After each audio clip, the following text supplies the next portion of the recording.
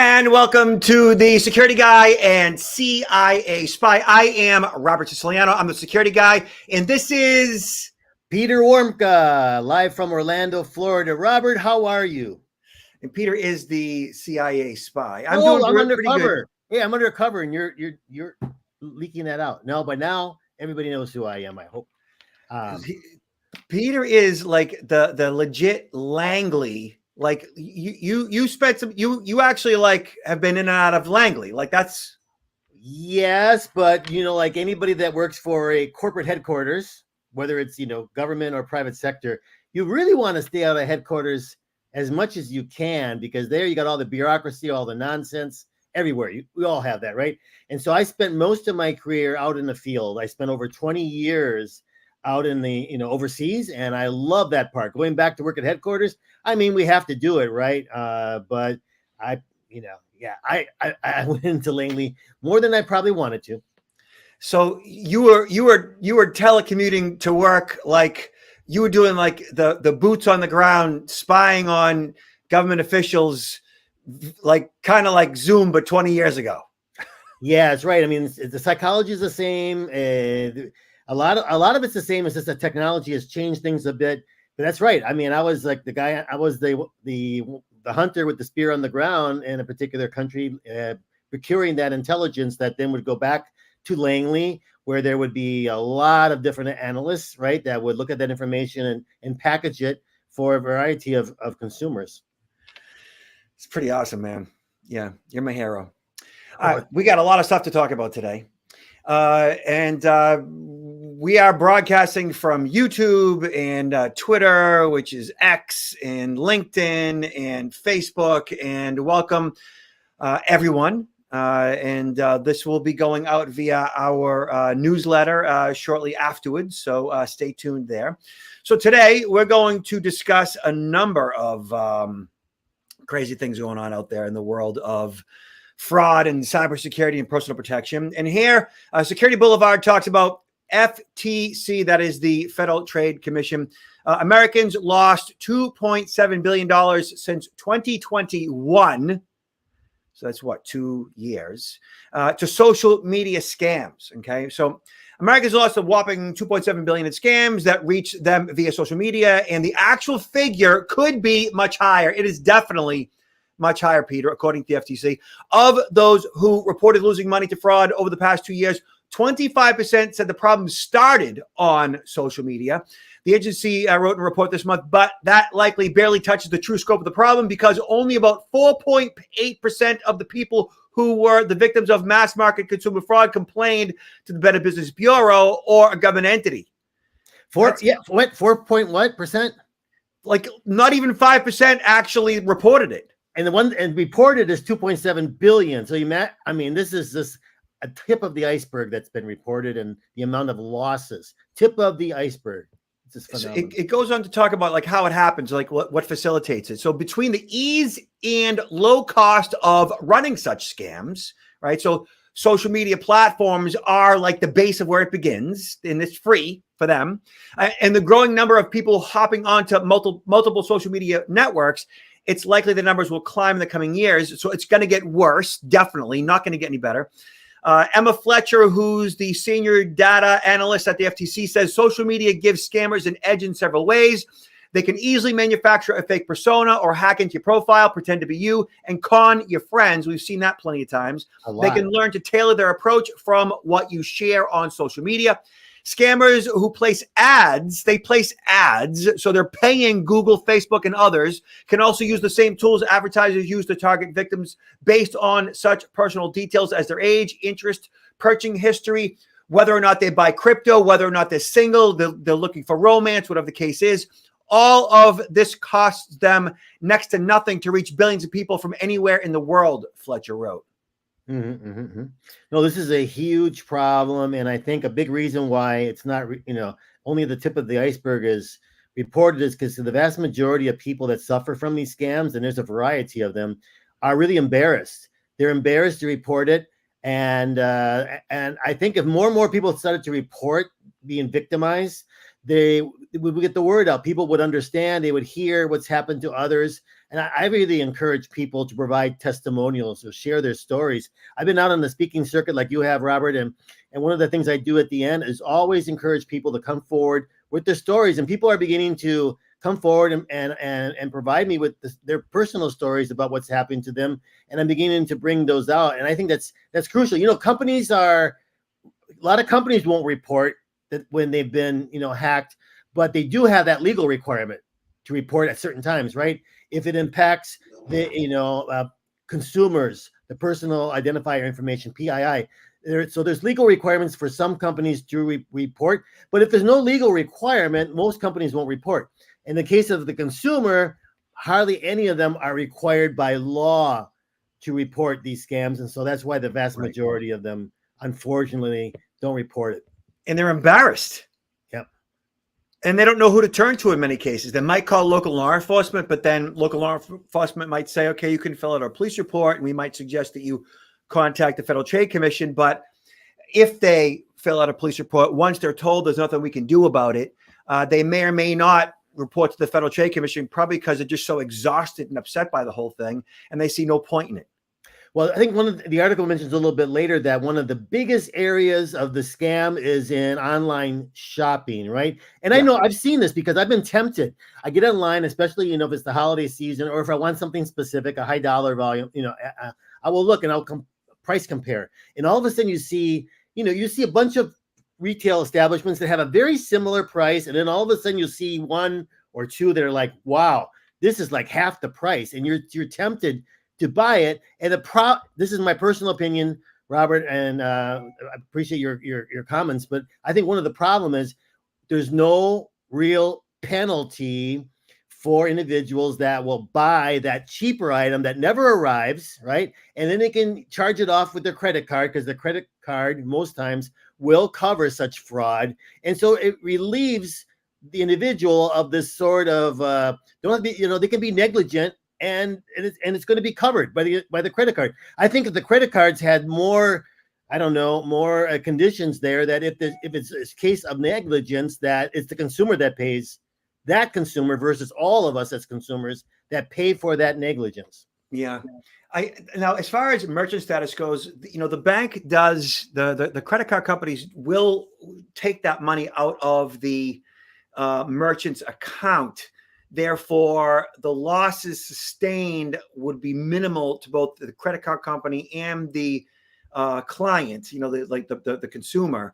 And so it's whether or not that merchant that's essentially operating fraudulently can move that money out of the bank faster than the credit card company might charge them back. That's the thing. No, that's a good point. But think about it. When, how long does it take to set up and how long does it take to close these down? And usually people, when they buy something, they think, well, I'm going to get this in 3-4 days. It doesn't arrive. Then they start checking. By the time it gets back to the bank that there's been a case of fraud, you're probably looking at a good 10 days. Money's gone. Yeah. By that time they're gone. Real simple. Like if you look at Facebook, and any advertisements that you see on Facebook, those advertisements, paid advertisements, the consumer sees that and they're like, oh, it's a paid advertisement on Facebook. Facebook is approving of an advertisement for whatever it might be, an online dating service, cryptocurrency, whatever the case is. And so the consumer clicks on that and they think, okay, well, if Facebook says it's okay, it must be okay. You're right. I mean, and they end up going down this rabbit hole. Yeah. And they end up getting scammed. And that is a huge problem, one that Facebook and Google and others lend credibility to all the various scams because they facilitate the scam by taking in money for advertising. No, you're absolutely right. Maybe there should be a way of verifying for these platforms to verify the advertiser, right? Somehow, get additional information like a tax ID number, whatever the case may be, but to make that step, don't just take in the money and say, okay, you can put the ad out, but verify that it's a legitimate entity. I don't know. So one of the things that I do in my demonstrations is I'll take my audiences online and I'll take them through various websites that are fraudulent and scammy. and I'll do basic keyword searches on certain things to demonstrate, what you can find on the web, and, drugs and prostitution and guns and, fake IDs and all that stuff. And I'll search for fake IDs, right? And on the first page of search, I'll find like 10 different websites that sell fake IDs. And at the top of search, often Google is facilitating fake ID websites by allowing sponsored advertising. And it's like, these are US passports, US IDs, Canadian IDs, UK IDs, and these fake ID companies are paying Google for ad space to show up at the top of search. Perhaps we need more regulation, because companies like Google, I mean, we see it all across the board. These other various social media platforms, they're limiting the amount of scrutiny that they place on establishing, profiles, personas, advertising for companies, because they can just rake in the money, and they really are limited in their responsibility. So right. Maybe there needs to be some sort of oversight in regard to this area to protect consumers. So, I consider myself pretty savvy when it comes to fleshing out, what's a scam, what's not. So anytime the phone rings, an email comes in, I get a text message, anytime I get an instant message of sorts, through all the various platforms, I'm pretty good about, using my spidey sense, right? And kind of fleshing out what's real and what's fake. And every so often, like, something comes across that gets my attention, and I'm not exactly sure if it's a scam or not, but usually, like, I stop doing what I'm doing and give it some attention before I just go and click a link and respond and provide whatever information they might want. For example, so recently, like, I was selling something on Facebook Marketplace. Like, I'm constantly like moving something out of my garage that I no longer need. And instead of like, throwing it away, I'd rather, recycle it in so many ways by selling it for like, pennies on the dollar, right? Just to kind of like get rid of it. And at the same time, have coffee money, right? So recently I put an ad for something, and somebody immediately responded to it. And I'm like, I want it. This is great. I definitely want to. Can you do me a favor? I'll pay you Venmo. And just that way you could just like take the listing down. And I've done that actually a number of times, where I've paid people Venmo to take the ad down, or they've paid me Venmo to take the ad down. And I'm like totally cool with that. Like, I have no problem giving you all my Venmo information. You want to give me money? I'll give you my Venmo. No big deal. I don't see any problem there. And so I started engaging that person, and they were like, great, what's your Venmo? I gave them the Venmo. 5 minutes later, they get back to me. Venmo, they said, they sent me a screenshot of a Venmo window, like on their phone or something. And it showed Venmo, and it showed my user ID. And it said, Venmo is asking for your email address to confirm the transaction. Now, I've done thousands and thousands of dollars of Venmo transactions.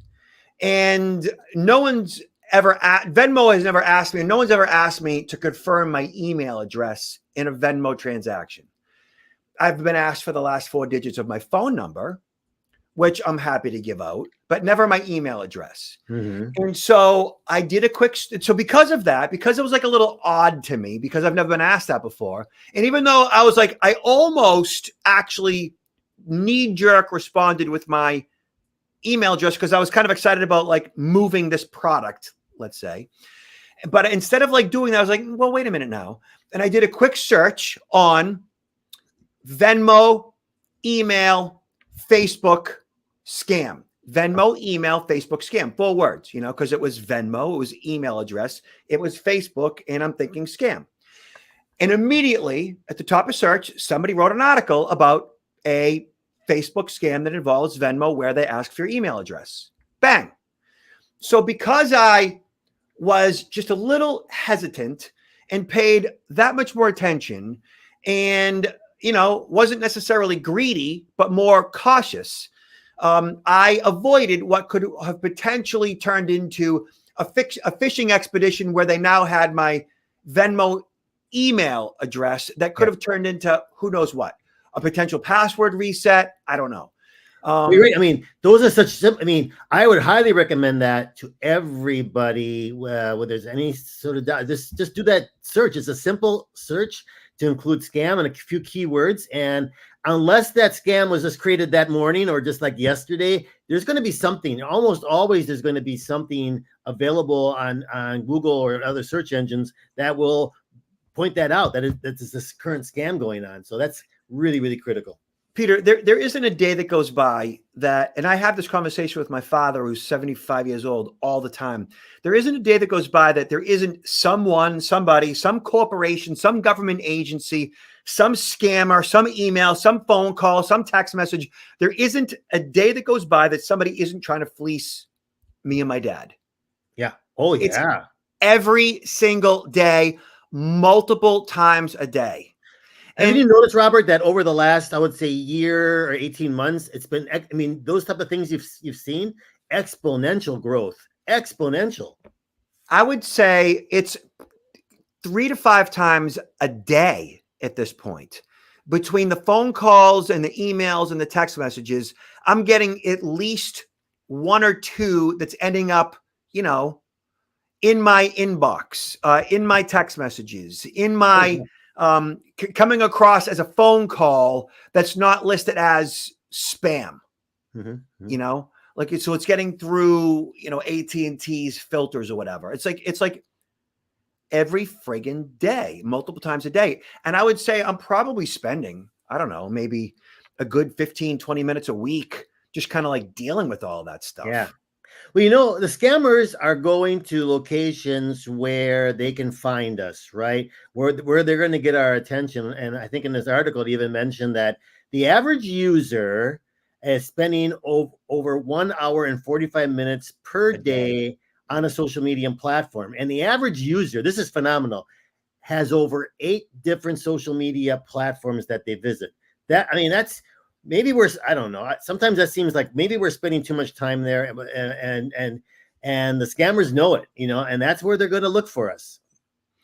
So it says that online shopping scams accounted for most of the social media-based losses for the first half of the year, about 50%. Most of the scams often started with Facebook ads and on Instagram. However, most scams that accounted for the most money loss were fake investment opportunities, accounting for 53% of the total loss. So the pig butchering and the other forms of cryptocurrency scams that involve romance scams as well is when somebody will meet someone on Facebook, like they're on a dating site, let's say, and they'll begin to communicate. They'll begin to correspond via instant message via either the dating site or on Facebook itself. And like it is a one-on-one, instant message. Sometimes it involves video. Sometimes it involves just text. But often, like the scammers are creating an actual bond with their victims. Like when I say bond, like an emotional relationship with them that involves spending time with that person. And, again, that could be actual video. Like they could actually be corresponding with that person face to face via video, FaceTime, whatever the case is. And that can go on for days and weeks. And over time, like that person, the scammer says, listen, I just let you know, like one of the things I got going on in my life, like I'm making some good money in cryptocurrency. And they'll actually like spend time with that person and walk them through cryptocurrency websites where they trade cryptocurrency. And they'll show them and walk them through the process of busting out their credit card, hooking up their bank account, whatever the case may be, to make an investment in that cryptocurrency platform. Think of like a Coinbase, but like another brand entirely. And over time, right, they're investing 1,000 here, 1,000 there, 5,000 here, 10,000 there, and they're actually getting dividends. It's like a Ponzi scheme. And eventually, like as they're making dividends and getting paid, they're seeing the legitimacy in the particular site, the legitimacy. And before you know it, they'll dump 20, 30,000 thinking that they can, quadruple their money over a certain period of time because they've already made money by dropping 500 or $1,000 bucks. Mm-hmm. And eventually, once they drop a significant amount of money, then the scammer is gone. And so what the scammers are doing is they're actually setting up legit, fully functional crypto type websites that facilitate an actual transaction. And all revolving around romance scams. Well, it's interesting because these romance scams, I mean, I guess the way to attract somebody is also these individuals, these fake personas are created, and many of them are very attractive. And I don't know if you saw last November, there was an article regarding the problem with many of these fake personas leveraging the name of a big company as being their employer. And in this particular article, it was SpaceX that was being leveraged, and there were over 1,500 fake profiles that were created, most of them of Asian descent, very attractive females, and they all had kind of like the same.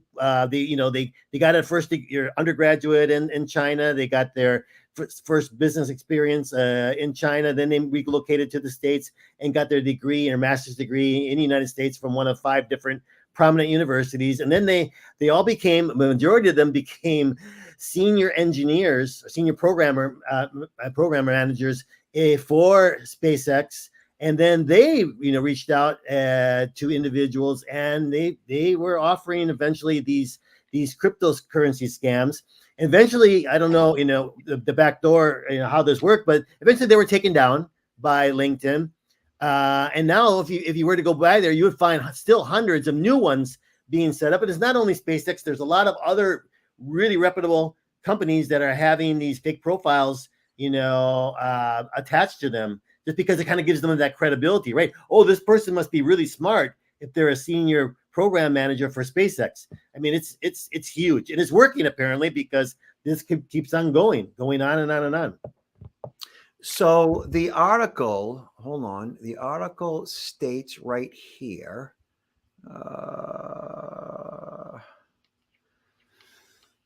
included in the steps the FTC recommends consumers and organizations take to protect themselves from scams on social media are limiting who can see your posts and information on the platforms. And if a friend messages you about an opportunity or urgent need for money, call them to make sure their account hadn't been hacked.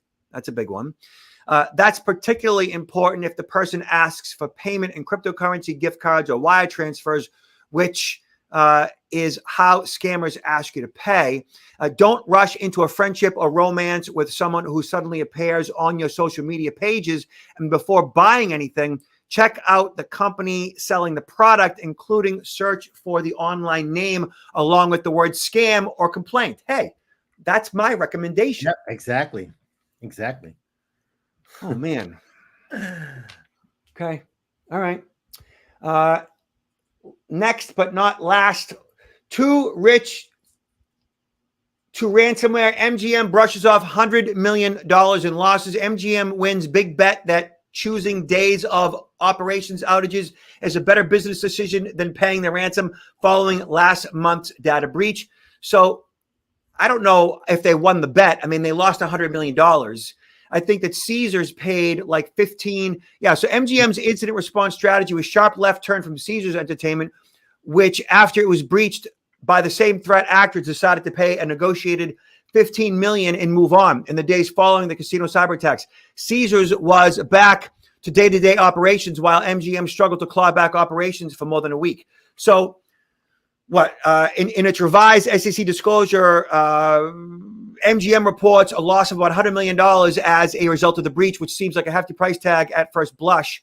However, the company noted that the losses will only slightly impact the company's third quarter financials. Look, I have no sympathy for MGM whatsoever at all. I mean, they're basically, they're gaming, they're entertainment and all that stuff. And, they're fun and all that. But I mean, they're capitalizing on lots of people that essentially, a lot of people, not everybody, that have issues, sort of gambling issues. Oh, yeah. So I don't have a lot of sympathy there. That being said, what is it? Caesars spent $15 million and moved on. And MGM spent $100 million. And I don't think that anybody should ever pay the ransom, but I'm not sure that MGM did better than Caesars in this particular situation. Oh, I completely agree with you. And I guess you have to ask this question: is there honor? I mean, how high is the integrity of criminals? Because they may say, okay, you pay this ransom, and we'll decrypt, you know, all your everything that we've done here, so you can have access back to your information. But nowhere in this article did it mention that the criminals did not retain a copy of all this information, which can be used later on or even bought and sold.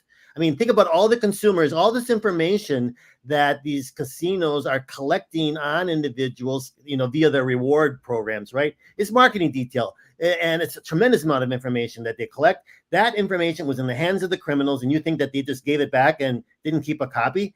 Please get real. I mean, if I was a criminal, I think I would leverage everything I have going forward. So whether it sounds like, both of them made their own decision, but at the end of the day, it's still the consumer, still the clients of these two casinos that could have their information being manipulated, being utilized by criminal groups. Still possible.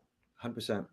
So Peter, tell everybody what you got going on, what you're up to, your website.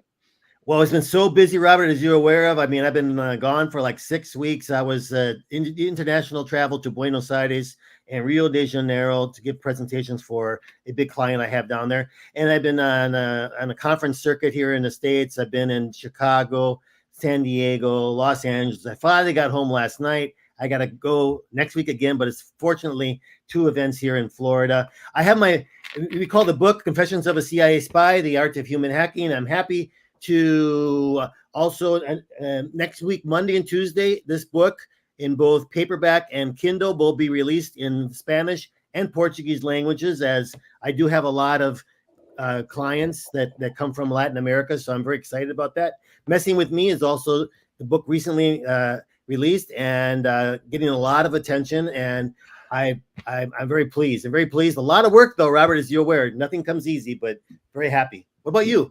I am September, October are my 2 busiest months, and it's slowing down just a little bit. But I've got the whole last week of October. I'm on the road every single day. It's been good. A lot of real estate engagement. We're certified for continuing education in I think now 27 states in the country for CE for real estate agents who handle a lot of sensitive and personal information. Y'all can see me at protectnowllc.com. Again, that's protectnowllc.com. Peter is at counterintelligence-institute.com. Peter, last words. Well, be careful out there. Look out for each other. And especially when you're out there trolling these social media platforms that you love to do, just be careful, because not everybody out there is out there just to share information with you. Many of them are using your information to come back and defraud you. And as my dad says, be good, behave, and be careful out there, and be nice to each other. Thank you so much. Take care. Bye-bye.